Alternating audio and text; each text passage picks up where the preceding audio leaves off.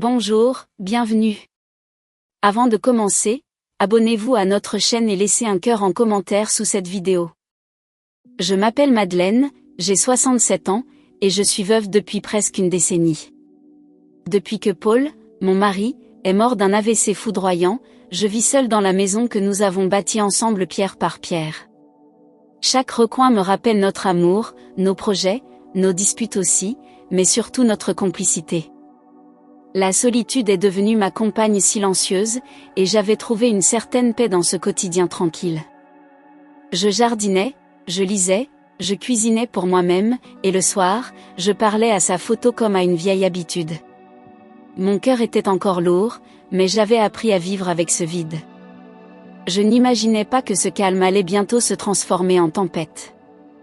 Ma maison se trouve dans un quartier paisible de Dijon, avec ses rosiers anciens et ses volets verts toujours impeccables. J'y avais mes habitudes, mes souvenirs, et surtout, ma dignité. Jamais je n'aurais cru que tout ce que j'avais construit avec Paul serait un jour utilisé contre moi. C'est dans cette maison que j'ai élevé Camille, notre fille unique, avec tout l'amour qu'une mère peut offrir. Je pensais qu'elle m'aimait comme je l'aimais. Mais j'allais bientôt découvrir une vérité bien plus douloureuse. Ma fille Camille, qui étudiait à Lyon, est revenue dans notre petite ville de Dijon. Elle m'a annoncé qu'elle allait se marier avec un certain Thomas, un jeune homme qu'elle avait rencontré à l'université. Elle avait les yeux brillants, pleine d'illusions et de projets. Je n'étais pas totalement rassurée, quelque chose dans ce garçon me dérangeait, mais j'ai gardé mes doutes pour moi.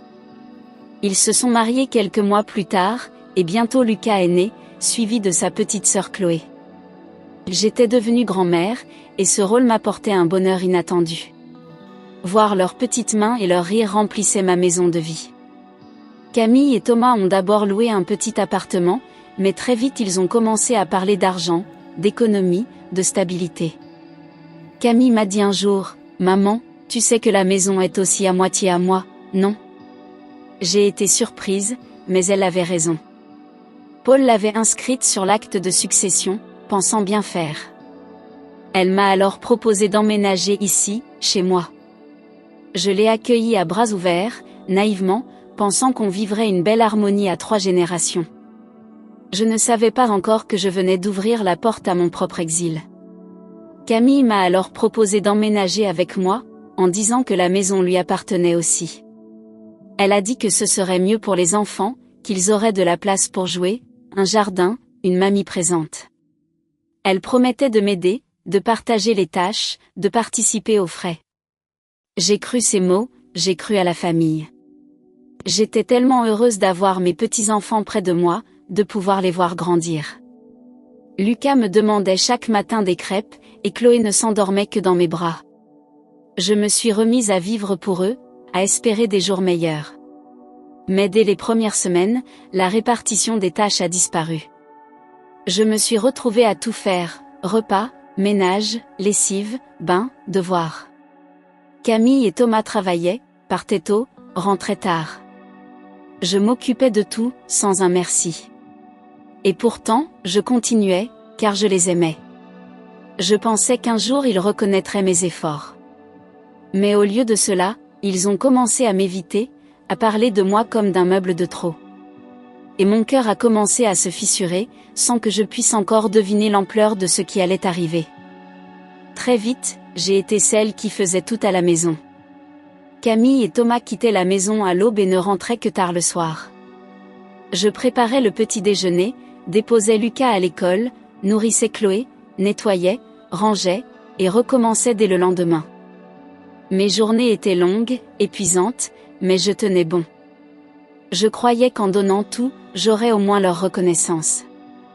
Mais ils ne disaient jamais merci, ne posaient jamais un regard sur moi. C'était comme si ma présence était devenue une évidence silencieuse et servile. Je me levais chaque matin avec le sourire pour les enfants, mais mon cœur devenait lourd. À chaque repas, ils s'installaient en couple, moi à part, comme une ombre. Les repas familiaux n'en étaient plus. J'étais devenue la femme de ménage, la cuisinière, la nounou, mais plus la mère. Je me répétais que ce n'était que temporaire, que Camille finirait par comprendre. Mais au fond de moi, quelque chose se brisait lentement. Une douleur muette, que même le rire de mes petits-enfants n'arrivait plus à effacer. Un jour, alors que je berçais Chloé dans mes bras, j'ai entendu des voix dans le couloir. Je n'avais pas l'intention d'écouter, mais leur voix était si claire que je n'ai pas pu m'en empêcher. Camille et Thomas étaient dans la cuisine, pensant que j'étais dans le jardin. Ils parlaient de moi, avec un ton froid et méprisant. Thomas disait que j'étais envahissante, que ma présence étouffait leur couple, que cette maison devait leur appartenir pleinement. Camille ne l'a pas défendu, bien au contraire. Elle disait que c'était insupportable, qu'elle ne se sentait plus chez elle. Je suis restée figée, Chloé endormie contre moi, le cœur transpercé. Je ne reconnaissais plus ma propre fille. Elle parlait de moi comme d'un fardeau, comme si je n'étais qu'un obstacle à sa vie. J'avais élevé cet enfant seul, je l'avais nourri de mon amour, protégé, soutenu dans ses études. Et aujourd'hui, elle m'effaçait comme on efface une erreur. Mes jambes tremblaient, mes yeux se remplissaient de larmes. Je suis montée dans ma chambre sans bruit, en étouffant mes sanglots pour ne pas réveiller Chloé. Il faut qu'elle parte. Cette maison est à moitié à moi, je peux la mettre dehors, disait-elle. Ces mots tournaient en boucle dans ma tête. Je les entendais même en silence. Ce n'était pas Thomas, un étranger, qui m'avait poignardé. C'était ma fille. Celle qui avait dormi contre moi enfant, celle que j'avais consolée 1000 fois. Je ne savais plus qui elle était. Je me suis enfermée dans ma chambre, j'ai fermé les rideaux, j'ai éteint la lumière. Je voulais disparaître, m'effacer, comme il le voulait. J'étais seule dans mon propre foyer. Exclue de la maison que j'avais construite. Le soir même, ils sont venus frapper à ma porte. Camille ne m'a même pas regardée. Thomas m'a dit d'un ton sec qu'il me laissait 2 jours pour faire mes valises. 2 jours. Après toutes ces années, après tous mes sacrifices. Je les ai écoutés sans répondre. Je n'avais plus la force de me défendre. Je les ai laissés repartir. Puis je me suis effondrée sur le sol, les bras serrés contre ma poitrine, priant pour que Paul me voie de là-haut, et m'aide à tenir debout. Le soir même, ils sont venus frapper à ma porte. Leur attitude n'avait plus rien de familial. Ils étaient droits, fermés, comme 2 étrangers venus annoncer un verdict. Thomas a parlé d'un ton sec. « Madeleine, tu dois partir. Tu as 2 jours. » Camille, elle, gardait les bras croisés, évitant mon regard. Je n'ai rien dit. Mon cœur battait trop fort.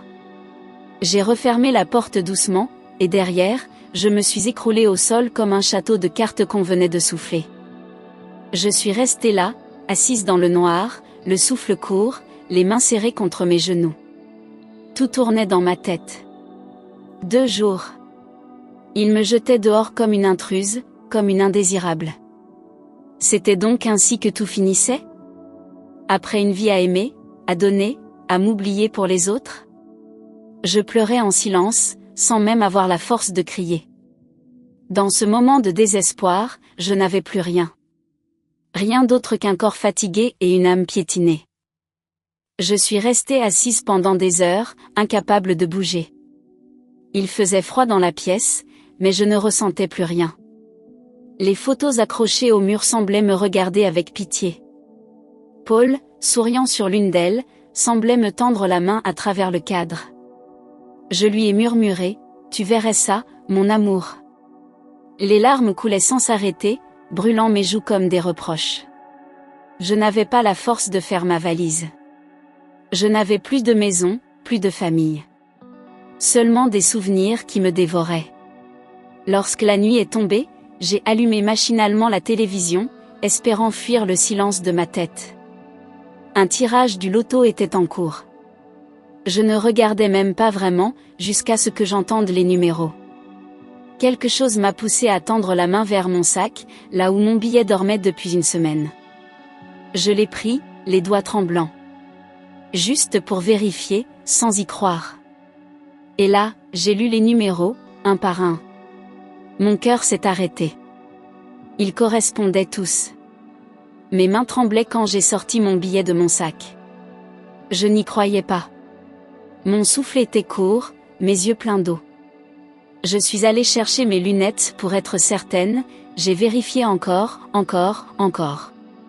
Les chiffres étaient identiques. Je n'étais pas folle. C'était bien mon billet. Et c'était bien le jackpot. Le gros lot. Je suis restée là, figée, pendant de longues minutes, incapable de parler. Comme si l'univers me tendait une corde au moment où je sombrais. J'ai éclaté en sanglots. Pas des larmes de tristesse, mais de soulagement, de révolte, de justice. C'était comme si Dieu, ou Paul, ou la vie elle-même, venait de me dire, tu n'as pas été oublié. Ce n'était pas juste de l'argent. C'était une renaissance. Une porte de sortie. Une revanche. Et à ce moment précis, je l'ai su, je ne serai plus jamais à genoux devant personne. Plus jamais. J'ai relu les numéros au moins 10 fois. C'était réel. Je n'étais plus en train de rêver. Ce billet, que j'avais acheté sans conviction chez mon buraliste, valait maintenant une somme énorme. Une fortune. De quoi tout recommencer, loin de cette maison souillée par l'ingratitude. Mon chagrin s'est transformé en une force nouvelle, presque sauvage. J'ai séché mes larmes, me suis levée, et j'ai ouvert les rideaux pour laisser entrer la lumière. Je n'étais plus une victime. J'étais une femme libre. Cette nuit-là, je n'ai presque pas dormi. Mon esprit tournait, mélange d'excitation et de douleur. J'ai commencé à imaginer une nouvelle vie, une maison à moi, un lieu où je serais respectée, vue, aimée. Plus jamais je ne dépendrai de personne. Plus jamais je ne laisserai qui que ce soit me rabaisser. J'avais touché le fond, mais maintenant, je m'élevais.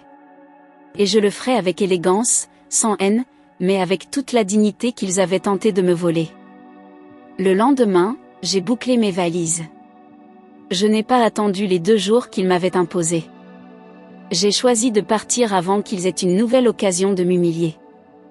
J'ai rangé mes affaires dans le silence de l'aube, chaque geste chargé de souvenirs et de fierté retrouvée. Avant de quitter la maison, je suis entrée doucement dans la chambre des enfants. Lucas dormait à poings fermés, Chloé aussi, la peluche contre elle. Je les ai embrassés sur le front, les yeux pleins de larmes, sans les réveiller. C'était mon seul vrai adieu. Je n'ai pas dit un mot à Camille ni à Thomas. Je suis sortie comme une ombre, sans bruit, sans retour. J'ai fermé la porte une dernière fois derrière moi, le cœur lourd, mais la tête haute. Le taxi m'attendait déjà au coin de la rue. En montant, j'ai regardé la maison dans le rétroviseur, et je me suis promis de ne plus jamais y revenir. Ce jour-là, j'ai quitté bien plus qu'un toit. J'ai quitté l'abandon, le mépris, l'oubli. Et j'ai retrouvé la femme que j'étais. Quelques jours plus tard, j'ai récupéré mon gain à Paris. Le bureau de la Française des Jeux m'a accueilli avec un sourire que je n'avais plus vu depuis longtemps. On m'a offert un café, on m'a parlé avec respect, et surtout, on m'a remis un chèque qui changeait tout. J'avais de quoi m'acheter la liberté, le silence, la paix. J'ai pris un train pour la côte ouest, sans prévenir personne. Je suis arrivée à La Rochelle, une ville que j'avais visitée une fois avec Paul. Elle m'appelait à nouveau. Là-bas, j'ai trouvé une jolie maison blanche, avec des volets bleus et un petit jardin rempli de lavande. J'ai signé les papiers sans hésiter. C'était chez moi, cette fois vraiment chez moi. Sans partage, sans compromis, sans regards accusateurs. J'ai dormi cette nuit-là dans une chambre baignée de lumière, les draps encore neufs, la fenêtre ouverte sur le champ des mouettes. Pour la première fois depuis des années, j'ai respiré sans douleur. J'ai redécouvert des plaisirs simples que j'avais oubliés. Les premiers jours dans ma nouvelle maison ont été silencieux, mais apaisants. Je me suis offert un café en terrasse, juste en face du port, le soleil sur le visage. J'ai acheté un roman au hasard dans une petite librairie, et je l'ai lu d'une traite sur un banc, au bord de l'eau. J'ai pris le temps de regarder les passants, les voiles blanches au loin, les enfants qui riaient sans savoir à quel point ce son pouvait guérir. Chaque geste du quotidien devenait une petite victoire. Je me réappropriais ma vie, lentement. Je me suis inscrite à un atelier de peinture pour les retraités, j'ai repris la natation le jeudi matin. Mon corps recommençait à se détendre, à respirer, à vivre. J'achetais des fleurs fraîches chaque semaine, rien que pour moi. Je remplissais mon réfrigérateur de bonnes choses, sans me demander si quelqu'un allait juger. J'étais seule, mais je n'étais plus malheureuse. C'était comme renaître après avoir été enterrée vivante. J'avais encore des cicatrices, mais j'avais aussi un avenir. Un mois plus tard, Camille m'a appelée. Je ne m'y attendais pas. Son nom est apparu sur l'écran de mon téléphone et mon cœur a fait un bond. J'ai hésité quelques secondes avant de décrocher. Sa voix était douce, presque tremblante. Elle disait qu'elle pensait à moi, que je lui manquais, qu'elle voulait parler. Elle disait que tout cela avait été un malentendu, qu'elle voulait qu'on se revoie, qu'on reconstruise. Mais derrière chaque mot, je sentais un vide. Ce n'était pas du remords, c'était autre chose. Je l'ai laissée parler, sans l'interrompre. Elle évoquait les enfants, leur tristesse, les souvenirs, l'envie de tourner la page. Puis, d'une voix presque gênée, elle a demandé « Tu pourrais revenir à la maison ?» Là, j'ai compris. Ce n'était pas l'amour qui la poussait à me rappeler, c'était le besoin. Le confort que j'avais représenté. J'ai répondu calmement que j'allais bien, que j'avais refait ma vie. Et avant qu'elle insiste davantage, j'ai raccroché, la gorge serrée, mais le cœur lucide. J'ai raccroché poliment, sans émotion. En réalité, j'avais compris que Camille avait découvert que j'avais gagné au loto. Tout s'expliquait. Son ton adouci, son soudain intérêt, ses excuses bancales. Elle ne voulait pas ma présence, elle voulait mon argent. Et ça, je ne pouvais pas le pardonner. Pas cette fois. J'avais déjà été assez naïve, assez déçue. Je n'allais pas lui tendre la main une seconde fois, surtout quand elle n'avait même pas reconnu ce qu'elle m'avait fait. Je me suis fait une promesse ce jour-là, plus personne ne profiterait de moi. J'ai noté son numéro dans un carnet, mais je ne l'ai plus enregistré dans mon téléphone. Je voulais garder une distance, une barrière de protection. Mon cœur n'était pas fermé, mais il n'était plus accessible aux faux sourires. J'étais fatiguée d'être aimée uniquement quand j'étais utile. Et désormais, j'allais m'aimer assez pour ne plus me trahir moi-même. Peu à peu, j'ai appris que leur vie devenait difficile. Une ancienne voisine m'a appelée, sans savoir que j'avais déménagé. Elle m'a raconté que Camille ne travaillait plus et que Thomas avait l'air à bout. Ils se disputaient souvent dans la cour, les enfants pleuraient plus que d'habitude.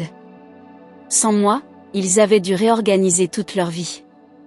Camille avait quitté son emploi pour s'occuper de Lucas et Chloé à plein temps. Thomas, seul à rapporter un salaire, peinait à couvrir les factures.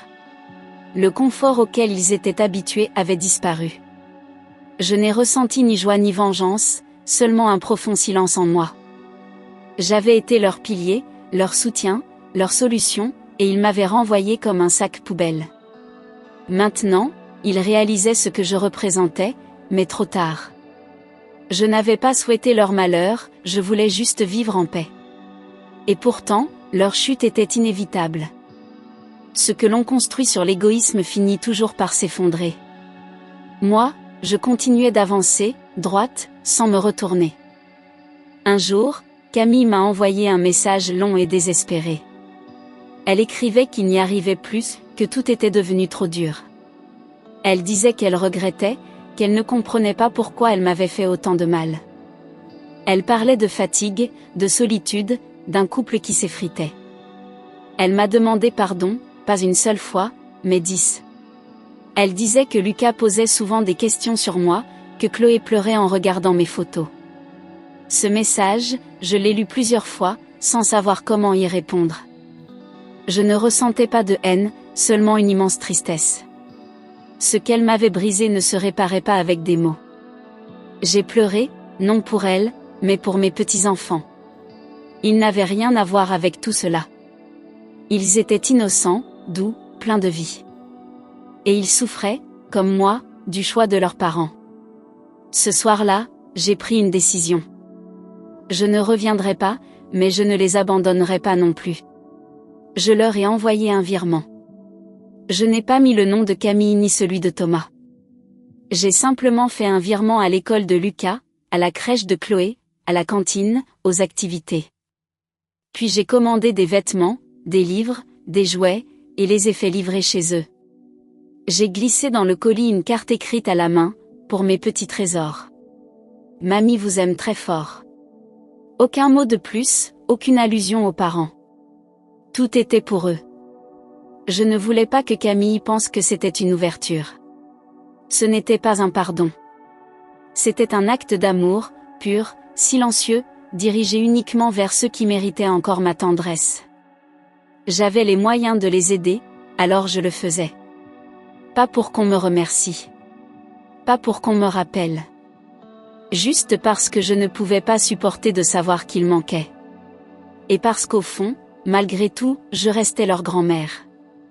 J'ai aussi créé un petit compte épargne pour chacun d'eux. Je suis allée à la banque un matin, le cœur apaisé, et j'ai ouvert 2 comptes au nom de Lucas et Chloé. J'y ai déposé une somme suffisante pour qu'ils aient un futur meilleur, qu'ils puissent choisir leurs études, voyager, réaliser un rêve. Ce n'était pas un geste de pitié, mais d'espoir. J'avais été rejetée, mais je refusais de laisser l'amertume détruire ce que j'avais encore à offrir. Ce n'était pas pour Camille, ni pour Thomas, mais pour ces 2 enfants qui n'avaient jamais cessé de m'aimer. Je leur écrivais parfois des cartes sans retour, que je ne postais jamais. Juste pour leur dire tout ce que je ressentais. Je les imaginais grandir, rire à nouveau, jouer sans souci.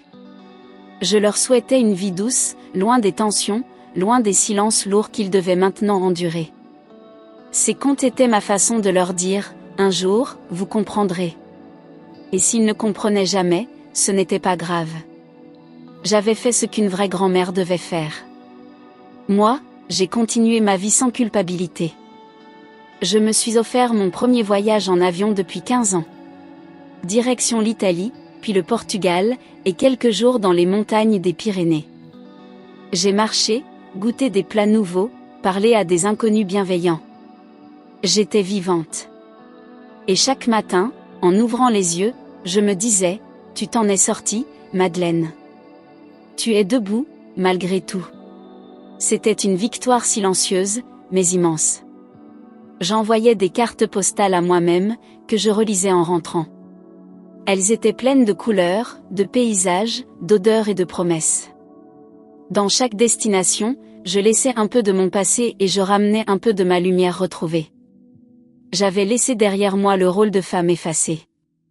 Maintenant, j'étais une femme libre, forte, et surtout, sereine. Le vent qui soufflait sur mon visage n'était plus celui du jugement, mais celui de la renaissance. J'ai investi dans 2 appartements à louer. Avec une partie de mes gains, j'ai acheté 2 petits logements dans la vieille ville de La Rochelle. L'un était proche du marché, l'autre près du port. Je les ai rénovés avec soin, avec des couleurs douces, des meubles chaleureux, des plantes dans chaque coin. Je voulais qu'ils respirent la paix, qu'ils accueillent d'autres âmes perdues comme je l'avais été. Très vite, ils ont été loués à des jeunes couples, à des retraités, à des voyageurs de passage. Ce nouveau projet me donnait un sentiment de stabilité. Grâce à ces loyers, je vivais sans toucher au reste de ma fortune. Je gérais mes journées à mon rythme, entre promenades, lectures, et moments de silence. J'avais enfin retrouvé un équilibre entre le passé et l'avenir. Ma maison était pleine de lumière, et mon cœur, un peu moins lourd. J'avais bâti une nouvelle vie, pierre après pierre, avec mes propres mains. Une vie que personne ne pourrait plus jamais m'enlever. J'ai aussi commencé à écrire. Un soir d'hiver, en rentrant d'un marché, j'ai allumé une bougie et ouvert un cahier vierge. Les mots sont venus tout seuls. Ma solitude, mes douleurs, mes silences, mon exil, tout prenait forme. Écrire était comme respirer à nouveau. Chaque ligne que je traçais me libérait un peu plus du poids que je portais. J'écrivais pour moi, mais aussi pour toutes celles qui, comme moi, avaient été trahies, effacées, rejetées. Peu à peu, ce journal est devenu un manuscrit. Une histoire de survie, de dignité retrouvée, de renaissance. J'y parlais de Paul, de Camille, de Lucas et Chloé, mais surtout de cette Madeleine que j'avais réappris à aimer. L'écriture m'a donné une voix quand personne ne voulait plus m'entendre. Ce n'était pas pour publier, ni pour impressionner. C'était ma façon de recoller les morceaux de mon âme. Et chaque mot posé était une cicatrice qui se refermait. J'ai rencontré des femmes comme moi. Dans un petit café associatif de La Rochelle, j'ai fait la connaissance d'un groupe de femmes qui se réunissaient chaque samedi autour d'un thé. Chacune avait son histoire, abandon, trahison, silence, déception. Et pourtant, elles étaient là, droites, dignes, debout. On se racontait nos parcours, parfois entre rire et larmes. Ce cercle est devenu mon ancrage. Avec elles, je n'étais plus seule. J'étais entourée, reconnue, comprise. On s'appelait souvent dans la semaine, on se donnait des nouvelles, on s'entraidait. Elles venaient chez moi, je leur faisais des gâteaux, on regardait des vieux films en pleurant comme des adolescentes. Cette sororité m'a sauvée autant que l'argent du loto. C'était une autre forme de richesse, plus précieuse encore. J'avais perdu ma famille, mais j'en avais retrouvé une autre. Une famille de cœurs brisés qui battaient encore, ensemble. Un jour, Camille m'a écrit une lettre manuscrite. Je l'ai trouvée dans ma boîte aux lettres, sans timbre, juste posée là. L'écriture tremblait.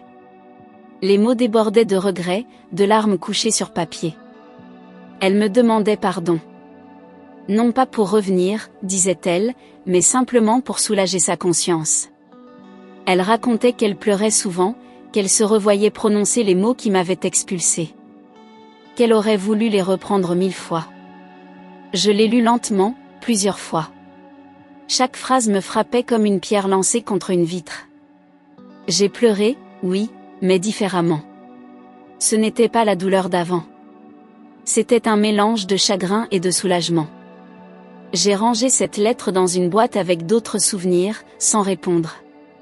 Ce pardon n'effaçait rien, mais il reconnaissait enfin ce qui avait été fait. Et peut-être que, pour la première fois, elle comprenait. Je n'ai jamais revu Thomas. Mais j'ai revu Camille, une seule fois. C'était un après-midi d'été. Je lisais tranquillement dans un parc quand j'ai vu Camille approcher, hésitante, les yeux rouges. Elle s'est assise à côté de moi, sans un mot, les mains jointes sur ses genoux. Après quelques minutes de silence, elle a simplement dit « Merci pour ce que tu fais pour les enfants ». J'ai hoché la tête. Nous avons marché lentement le long des arbres, comme deux étrangères liées par un passé trop lourd. Elle n'a pas demandé plus. Je n'ai pas offert davantage. Il n'y avait rien à reconstruire, seulement un fragile respect à préserver. Je voyais dans son regard qu'elle comprenait enfin. La douleur qu'elle m'avait infligée ne disparaîtrait jamais, mais elle ne m'atteignait plus. J'étais au-delà du pardon. J'étais en paix. Et cette paix, je l'avais gagnée seule, à la force de mes larmes et de ma résilience. Lucas et Chloé viennent me voir pendant les vacances. Ils arrivent en courant, me sautent dans les bras, et tout redevient lumière. On cuisine ensemble, on joue aux cartes, on invente des histoires avant de dormir. Ils rient, ils m'écoutent, ils me posent 1000 questions. Je leur parle de leur grand-père Paul, de quand leur maman était petite, de l'importance de rester bon et juste. Ce sont mes trésors, ma fierté, ma seconde chance. Avec eux, je ne me sens plus vieille. Je me sens vivante. Ils remplissent ma maison de cris et de rires, et lorsqu'ils repartent, le silence me semble doux au lieu d'être cruel. Je les regarde s'éloigner, confiants, le cœur plein d'amour. Et je sais qu'un jour, ils comprendront tout. Qu'ils liront ce que j'ai écrit. Qu'ils découvriront la vérité, non pour condamner, mais pour grandir avec sagesse. Mon rôle, je l'ai joué jusqu'au bout. Et malgré les blessures, j'ai gardé intact ce qu'on ne peut acheter, l'amour pur. J'ai tout perdu un jour. Et ce même jour, j'ai tout gagné. On m'a humilié, rejeté, trahi, mais la vie m'a tendu la main quand je touchais le fond. J'ai transformé la douleur en force, la solitude en liberté, le silence en lumière. J'ai une maison à moi, 2 autres que je loue, des voyages prévus, des projets en tête. Je ne suis plus celle qui attend qu'on l'aime. Je suis celle qui s'aime, enfin. Et cela, personne ne pourra jamais me l'enlever. Ils pensaient m'avoir détruite, mais ils m'ont réveillée. Ce qu'ils ont vu comme une fin était pour moi un commencement. Aujourd'hui, je ne vis plus dans la peur ni dans la dépendance. J'ai repris ma place dans le monde, à ma manière, avec calme et dignité. Et chaque matin, en regardant la mer depuis ma fenêtre, je souris. Car Madeleine n'est plus une femme brisée, elle est devenue légende. Tu as aimé cette histoire? Dis-nous ce que tu en as pensé dans les commentaires. Et n'oublie pas de t'abonner à notre chaîne et de liker cette vidéo, on publie toujours de nouvelles histoires. À très bientôt.